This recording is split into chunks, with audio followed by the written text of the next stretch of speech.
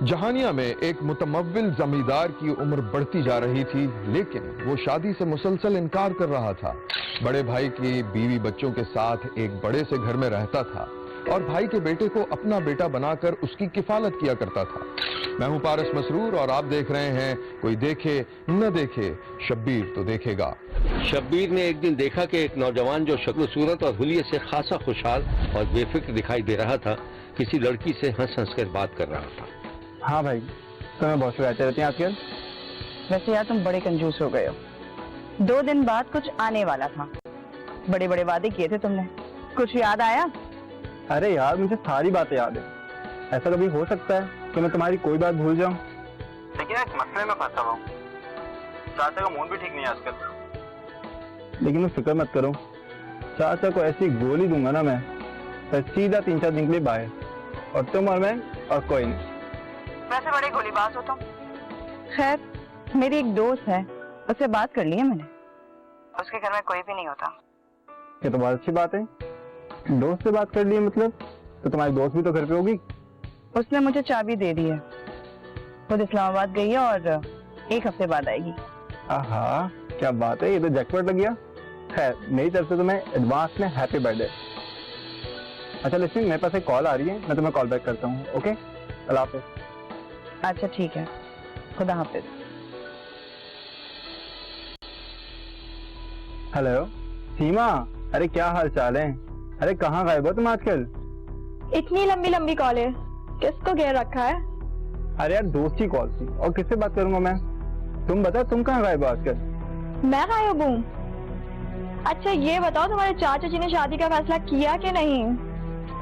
अच्छा, तुम्हें बड़ी फिक्र है, क्यों तुम्हें चाचा से शादी करनी है?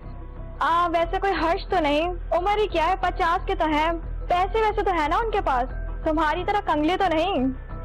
तो हेलो, तुम्हें पता है तुम किसको कंगला बोल रही हो? चाचा की पूरी प्रॉपर्टी का ना अकेला वारिस हूँ मैं। हाँ, ये भी अच्छा है, तुमने तो मुझसे शादी करनी ही नहीं है, मैं ही कर लेती हूँ उनसे शादी, और जो जमीन मेरे नाम होगी ना, वो आधी मैं तुम्हें दे दूंगी। बदतमीज, तुम्हें शर्म नहीं आती? तुम मेरी चाची कहलाओगी। जाओ जाओ बच्चों, लगता है तुम्हारे चाचा जी से बात करनी ही पड़ेगी। अच्छा खैर, सुनो, मुझे कुछ काम है, मैं तुम्हें कॉल बैक करता हूँ। ओके, अल्लाह हाफिज़। चाचा के लाड प्यार ने जुहेब को बिगाड़ दिया था। उसके पास गाड़ी थी और चाचा उसकी हर फरमाइश पूरी करता था। प्ले बॉय किस्म का ये लड़का नाम नेहाद ऊंची सोसाइटी की लड़कियों के साथ वक्त गुजारता था। उसे यकीन हो गया था कि अब उसका चाचा कभी शादी नहीं करेगा और उसकी सारी जायदाद उसके नाम हो जाएगी। एक दिन शब्बीर ने देखा कि जुहेब, उसका चाचा, बाप और माँ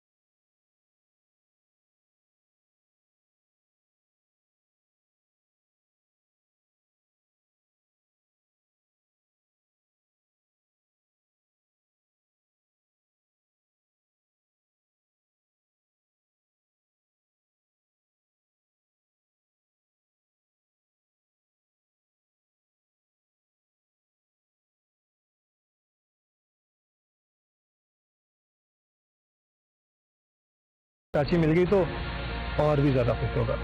बस थोड़ा सा सब्र कर लो। जमील, हमारी शादी सादगी से होगी। हमारी उम्र अब इतनी नहीं है कि कोई धूम धड़का। हाँ हाँ, मैं समझता हूँ। हम भी कितने पागल थे, इस चक्कर में लगे रहे कि शादी करें या ना करें। खैर, अब मैंने फैसला कर लिया है। मुझे यकीन है कि भाभी और भाईजान भी हमारे फैसले से खुश होंगे। वो भले खुश हों, बट मैं खुश नहीं हूँ। आप यहाँ लेते हैं एक छोटा सा ब्रेक। कहीं जाइएगा नहीं, देखते रहिए, क्योंकि कोई देखे न देखे, शब्बीर तो देखेगा।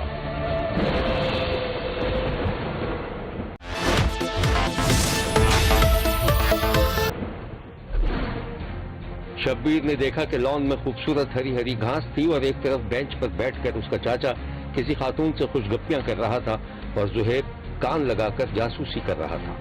बहुत खुश होगा वो, बिल्कुल अपने मैंने बच्चों की तरह पाला है। तो तुम्हारे जैसी चाची मिल गई तो और भी ज्यादा खुश होगा। बस थोड़ा सा सब्र कर लो। जमील, हमारी शादी सादगी से होगी। हमारी उम्र अब इतनी नहीं है कि कोई धूम धड़का। हाँ हाँ, मैं समझता हूँ। हम भी कितने पागल थे, इस चक्कर में लगे रहे कि शादी करें या ना करें। खैर, अब मैंने फैसला कर लिया है। मुझे यकीन है कि भाभी और भाईजान भी हमारे फैसले से खुश होंगे। वो भले खुश हों, बट मैं खुश नहीं हूँ। आप तू बीच में कहां से आ गया? अच्छा बात सुनो, मैं तुमसे बाद में बात करता हूँ। जरा इससे पूछूं ये खुश क्यों नहीं है। अल्लाह हाफिज। अच्छा ये बता, तू चुप के क्या बातें सुन रहा था? अरे चाचा, मैं मजाक कर रहा था। अच्छा मुझे ये तो बताएं, कौन है होने वाली चाची? क्यों, तुझे बहुत फिक्र लगी है? चल शाबाश, निकले यहाँ से। अच्छा चाचा, मैं चला जाऊंगा, लेकिन एक काम करे ना, मुझे कुछ पैसों की जरूरत है। क्यों, क्या करेगा? अरे चाचा, मेरी दोस्त का बर्थडे है, इसको गिफ्ट भी तो देना है। आप अगर आपका भतीजा हूँ तो बर्थडे में सबसे बड़ा गिफ्ट मेरी तरफ से होना चाहिए। चल ठीक है, पैसे मिल जाएंगे। अब जरा निकल यहाँ से। शाबाश। मेरे क्यूट से चाचा।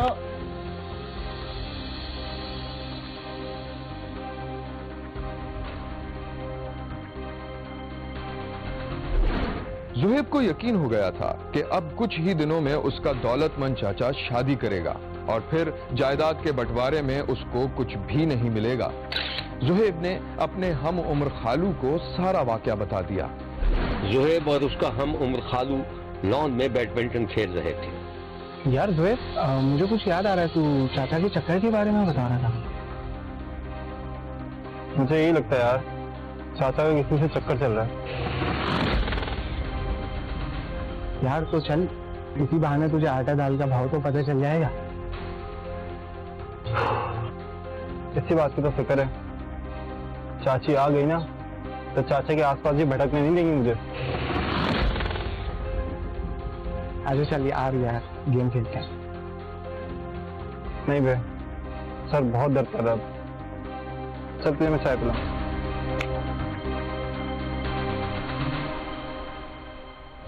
जुहैब का शक उसके यकीन में तब्दील हो गया था जब उसने अपने चाचा को उनकी एक हम उम्र औरत के साथ होटल में खुशगप्पियां करते देख लिया था। जुहैब उन दोनों को छुपकर देख रहा था। वो दोनों होटल के एक नीम तारीख गोशे में डिनर कर रहे थे। उनकी हरकत और सकनात से लग रहा था कि वो एक दूसरे के इश्क में डूबे हुए थे। शब्बीर ने देखा कि जुहैब होटल से निकला और कार में बैठकर रवाना हो गया।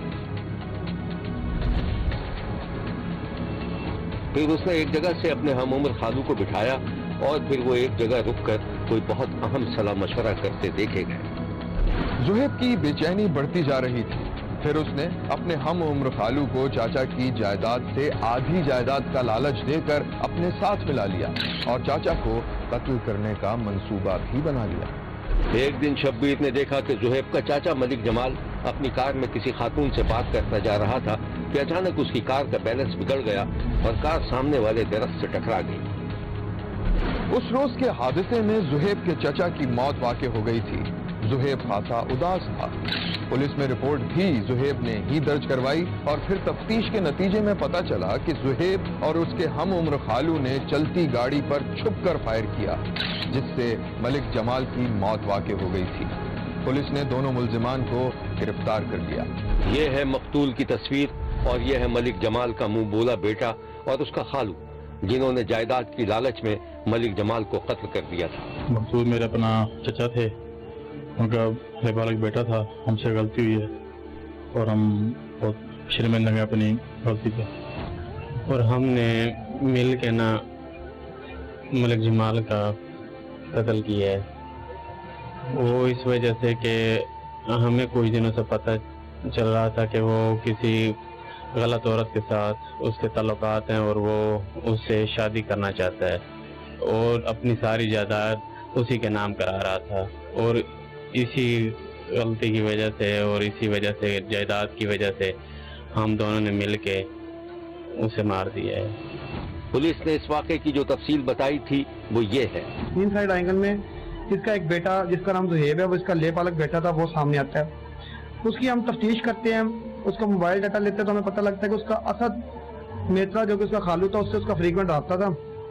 इन दोनों को हम लोग गिरफ्तार करके इनसे तफ्तीश स्टार्ट करते हैं। तो ये बड़े आराम से जब हम इनके सामने कुछ चीजें रखते हैं, हम इनसे उसका पूछते हैं तो ये ब्रेक हो जाते हैं और ये हमें बताते हैं कि हमें डर था कि कहीं वो औरत से शादी ना कर लेगा, शादी कर लेगा तो मेरी जो रकबा था उसके नाम करवा देगा और मैं रकबे से महरूम रह जाऊंगा। सिर्फ ये जायदाद के लालच की वजह से जुहेब ने और असद ने इसको कत्ल किया है। कत्ल इन्होंने इसको इस तरह किया है कि ये प्लानिंग तो काफी 8-10 दिन से कर रहे होते हैं, वेपन इनके पास होते हैं। उस दिन ये जब मेन रोड से गुजरते हैं तो इनको टाइम मिल जाता है तो उस दिन ये अपना उसको एग्जीक्यूट कर देते हैं।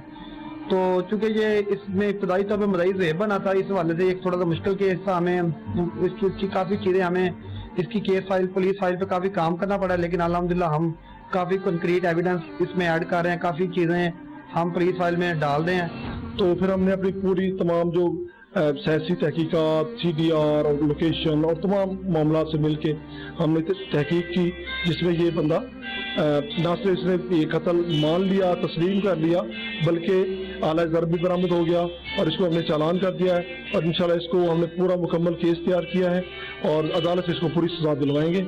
आज के दौर में जो लालच है, जायदाद का लालच, ये एक बहुत बड़ा मोटिव है और इसी मोटिव की वजह से उसने इसको कत्ल किया है। और मुआशरे के ऐसे ये नासूर लोग हैं जो महज थोड़ी सी पैसों के लिए, थोड़ी सी जायदाद के लिए अपने कीमती जो उसके रिश्ते हैं उनका तकद्दुस पामाल कर रहे हैं। शब्बीर का कहना है कि चाचा भतीजे का रिश्ता बाप और बेटे ही जैसा होता है।